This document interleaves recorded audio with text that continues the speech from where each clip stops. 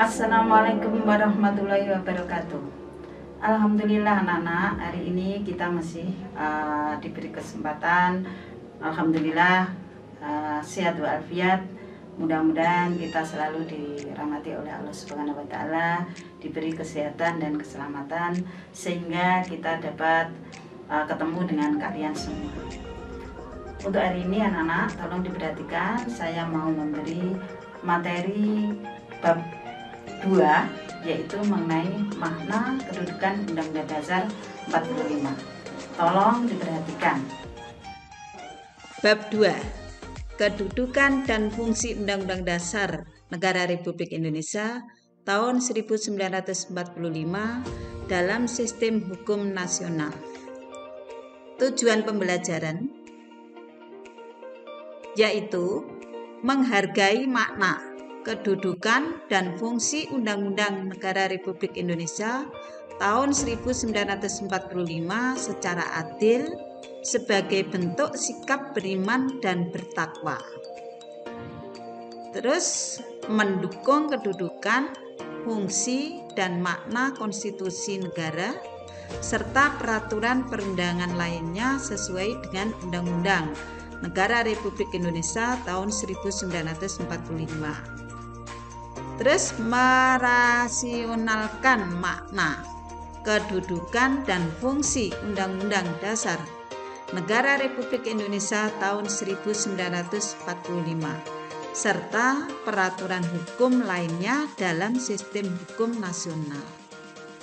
Terus melaksanakan makna, kedudukan, dan fungsi Undang-Undang Negara Republik Indonesia tahun 1945. Itu tujuan pembelajarannya. Sekarang makna Undang-Undang Dasar Negara Republik Indonesia tahun 1945 dalam sistem hukum nasionalnya. Satu adalah konstitusi.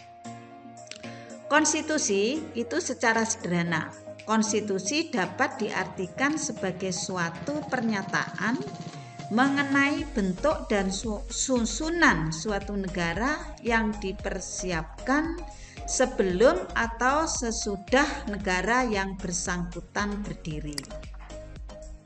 Yang kedua, makna alinea pembukaan Undang-Undang Dasar Negara Republik Indonesia tahun 1945 itu persatuan.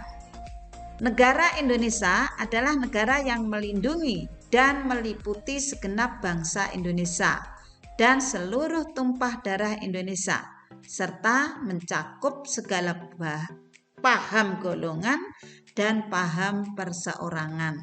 Itu makna alinea pembukaan Undang-Undang Dasar Negara Republik Indonesia tahun 1945. Terus mengenai keadilan sosial. Setiap warga negara Indonesia itu memiliki hak dan kewajiban yang sama dalam kehidupan bermasyarakat. Terus kedaulatan rakyat. Negara Indonesia adalah negara yang menganut paham kedaulatan yang berdasarkan kerakyatan dan permusyawaratan perwakilan. Kita lanjut. Ketuhanan dan kemanusiaan. Negara Indonesia merupakan negara yang berketuhanan yang Maha Esa menurut dasar kemanusiaan yang adil dan beradab sesuai dengan sila pertama. Terus yang ketiga, makna Undang-Undang Dasar atau batang tubuh. Ini yang ketiga, yaitu tolong perhatikan dalam pembukaan Undang-Undang Dasar 1945. Di dalam Undang-Undang Dasar Negara Republik Indonesia tahun 1945 itu ada batang tubuhnya yang berisi 2 materi, yaitu materi pengaturan sistem pemerintahan negara dan materi hubungan negara dan penduduknya. Ya, untuk keterangan saya ini mudah-mudahan kalian sudah mengerti semua, dan apabila nanti kalian belum paham bisa langsung tanya kepada saya. Akhir kata, wassalamualaikum warahmatullahi wabarakatuh.